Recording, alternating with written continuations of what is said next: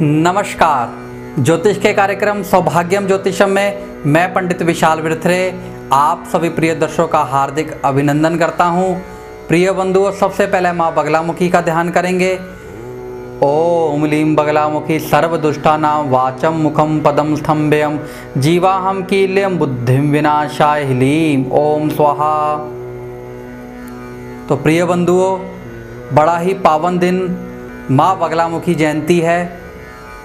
तो मैं माँ बगलामुखी से यही मंगल कामना करूँगा कि आप सभी लोगों के रोगों को, कर्जों को, शत्रुओं को, बीमारियों को, हर तरह की दुख तकलीफ़ को वह दूर करें। ऐसी मंगल कामना मैं माँ बगलामुखी से करता हूँ कि काली, तारा महाविद्याएँ, जो जितनी भी 10 महाविद्याएँ हैं, उन्हीं में माँ बगलामुखी भी जो श्री कुल में से आती हैं, यह महाविद्याएँ गिनी जाती हैं। तो मैं आज बगलामुखी माँ के बारे में, उनकी उत्पत्ति के बारे में, या जो माँ बगलामुखी का मंत्र है यह किस तरीके से काम करता है, या किस तरीके से इनकी साधना करने में क्या फल मिलता है, इस बारे में हम चर्चा करेंगे। तो सबसे पहले हम बात करते हैं कि माँ बगलामुखी किस साधना के लिए उपयोगी हैं। कहते हैं जिन लोगों को लाइलाज बीमारियां लग जाएं, या जिनके घर में रोग, दवाइयां छुटती ही नहीं हैं, कोई ना कोई किसी ना किसी को रोग लगे रहते हैं, उनके लिए माँ बगलामुखी की उपासना करनी अच्छी रहती है। जिनको हमेशा कर्ज सताते रहते हैं, कर्जों की वजह से जिनको परेशानी रहती है, शत्रु जिनको सताते हैं, कोर्ट कचहरी के मुकदमों से जो नाजायज़ ही लोगों पर लग जाते हैं, थुप जाते हैं, उनको समाप्त करने के लिए, उनको अपने हित में करने के लिए माँ बगलामुखी की उपासना की जाती है। या जो लोग पॉलिटिशियन हैं, जिनको एक निर्णायक जगह पर बैठना होता है, या कुछ समाज सेविक लोग होते हैं, या उच्च अधिकारी जो बड़े लोग होते हैं, जिन लोगों को एक सामाजिक रूप में एक स्थान पर बैठना होता है, उन लोगों के लिए माँ बगलामुखी की उपासना सबसे विशेष महत्वपूर्ण रहती है। कहते हैं कि इन लोगों के पास, या जिन लोगों के पास भी माँ बगलामुखी का यंत्र भी हो, सिद्ध किया हुआ यंत्र जिनके पास हो, वह भी माँ की अपूर्ण कृपा प्राप्त करते हैं, उनको भी माँ का आशीर्वाद प्राप्त होता है। माँ बगलामुखी की शक्ति का मूल रूप है अथवा प्राण सूत्र, जो कि हमारे सबके अंदर सोई हुई अवस्था में होता है। इस मंत्र के द्वारा उस प्राण सूत्र को जागृत किया जाता है। यह एक तरह का वायरलेस का काम करता है हमारे लिए। सबसे ज़्यादा अथर्वा जो सूत्र होता है, यह श्वान, कुत्ते के अंदर पाया जाता है, जिससे कि उसकी सूंघने की शक्ति बड़ी ज़्यादा तेज हो जाती है। वह, जिसको सैटेलाइट एक तरह का लिए बोलते हैं, वह बड़ी दूर से सूंघ लेता है किसी भी चीज़ को। उसी तरह जिसके हमारे अंदर हम सेंस बोलते हैं, वह उत्पन्न होती है किसी किसी के अंदर। उसी चीज़ को, उसी अथर्वा प्राण सूत्र को इस मंत्र के वाइब्रेशन से, इस या यंत्र रखने से बढ़ाया जाता है।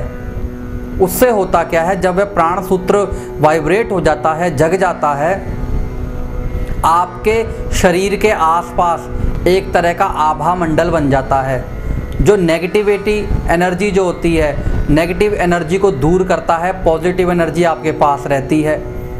आने वाली गलत ऊष्माएं जो होती हैं, उनसे आपको बचाता है।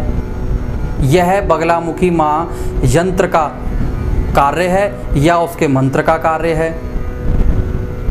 तो बड़ा सीधा सा है कि जो इनकी उपासना करते हैं, उनको रोग, कर्ज, शत्रुओं से, कोर्ट कचहरी के मुकदमों से, हर प्रकार की ग्रह बाधाओं से मुक्ति मिलती है। जो माँ बगलामुखी की उपासना करते हैं, माँ बगलामुखी का यंत्र रखकर अपने घर में उनकी पूजा करते हैं।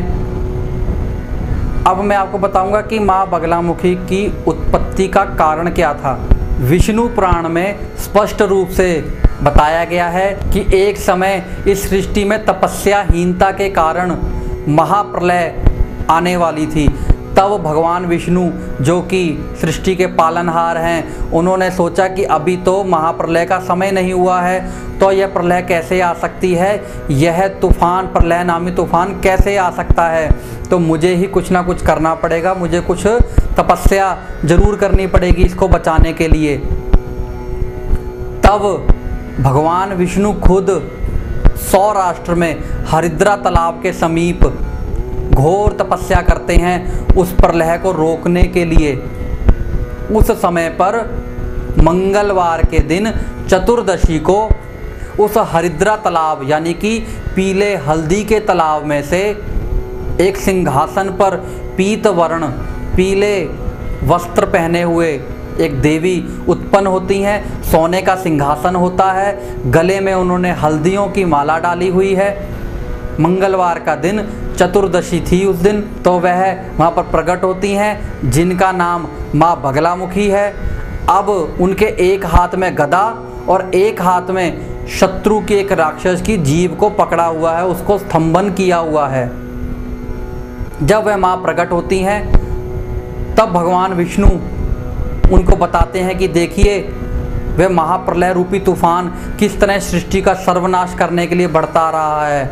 तब माँ अपनी शक्ति से उस महाप्रलय को रोकती हैं, उस तूफान को रोकती हैं और उनका स्तंभन कर देती हैं। और उस समय माँ बगलामुखी यह बोलती हैं कि आने वाले समय में जो भी कष्ट, जो भी महाप्रलय, जो बीमारियाँ, जो रोग, जो कर्ज लोगों को सताएंगे, उनका मैं स्तंभन करूंगी। जो मेरा नाम से पाठ करेगा, मेरे यंत्र को धारण करेगा, मेरे यंत्र को रखेगा या मेरी भक्ति भाव से उपासना करेगा, पूजा करेगा, तो उनके मैं रोग, कर्ज, शत्रुओं को मुक्त करूंगी उनको मैं। कई लोग माँ बगलामुखी की उपासना को मारक साधना समझते हैं, तो मैं उनको ये बताना चाहूँगा ये मारक साधना नहीं है, ये तंत्र क्रियाओं में नहीं आती हैं।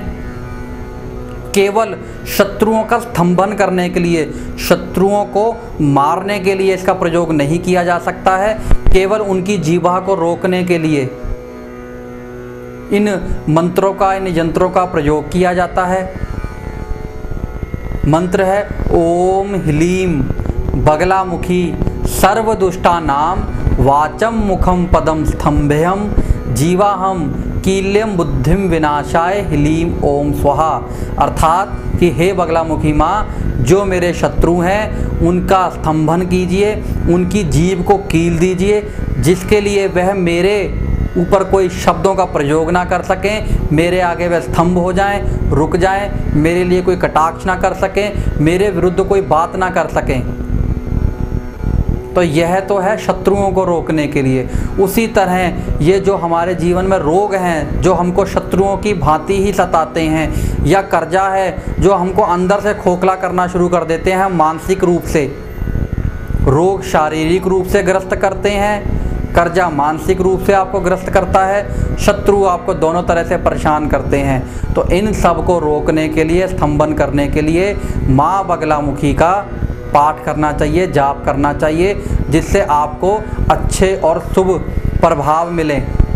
इस दिन माँ बगलामुखी का ध्यान करें, उनकी पूजा उपासना करें, या उनका यंत्र लेकर उनको स्थापना कर कर यंत्र की पूजा करवाने के बाद फिर वह यंत्र लेकर उसका नियम से पूजा करें। पीत वर्ण पीले वस्त्र पहनकर माँ को जो भोग लगता है वह बेसन की बर्फ़ी का पीला भोग लगता है, गाय के घी का दीपक जलता है, पीले आसन पर माता की तस्वीर को रखना चाहिए या माता के यंत्र को रखना चाहिए। सरसों से, जो पीली सरसों होती है उससे माँ की हवन की आहुति लगती है, हल्दी की जो गांठें होती हैं उससे माँ की आहुति लगती हैं, हल्दी की माला से माँ का मंत्र का जाप किया जाता है।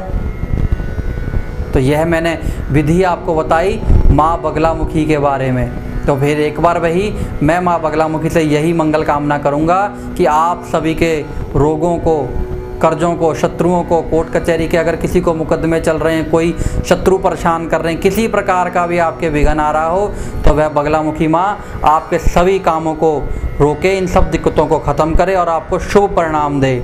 ओम लीं बगलामुखी सर्वदुष्टानां वाचं मुखं पदं स्तंभेयं जीवाहं कील्यं बुद्धिं विनाशाय ह्लीं ओम स्वाहा। तो प्रिय बंधुओं, अगर आप मुझसे मिलना चाहते हैं या अपनी जन्मपत्री मुझे दिखवाना चाहते हैं या बगलामुखी यंत्र प्राप्त करना चाहते हैं या किसी प्रकार की आपकी समस्या है ज्योतिष के अनुसार उसका आप मेरे से हल चाहते हैं, तो आप मेरे कार्यालय में आके मुझसे मिल सकते हैं मेरे मिलने के समय के अनुसार। इतना ही कहते हुए मैं पंडित विशाल बिरथरे आप सभी प्रिय दर्शकों से इजाज़त चाहूँगा।